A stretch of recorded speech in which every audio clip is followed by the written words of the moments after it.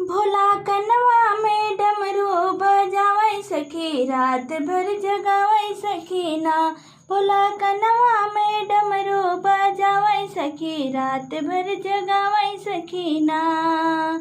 गले सर्पों की माला, कान बिच्छू सुहाल, काले सर्पों की माला, कान बिच्छू सुहाला।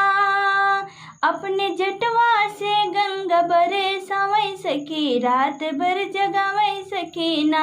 अपने जटवा से गंगा बरसावै सखी, रात भर जगावै सखी ना। भोला कनवे में डमरू बजावै सखी, रात भर जगावै सखी ना।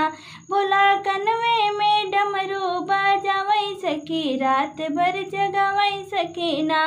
दुनिया कहे औघड़दानी, घर में टूटही पलानी।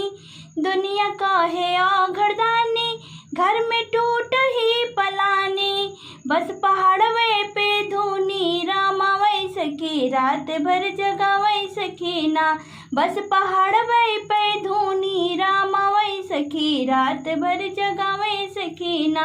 भोला कनवा में डमरू बजावै सखी, रात भर जगावै सखी ना।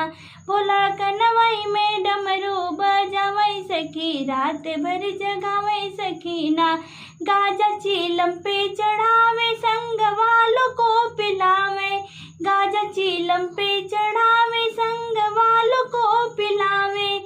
हमसे रात दिन भंगिया पिसवावै सखी, रात भर जगावै सखी ना। हमसे रात दिन भंगिया पिसवावै सखी, रात दिन जगावै सखी ना। भोला कनवई में डमरू बजावै सखी, रात भर जगावै सखी ना। गाजा चीलम पे चढ़ावे, संग वालों को पिलावे। गाजा चीलम पे चढ़ावे, संग वालों को पिलावे। हमसे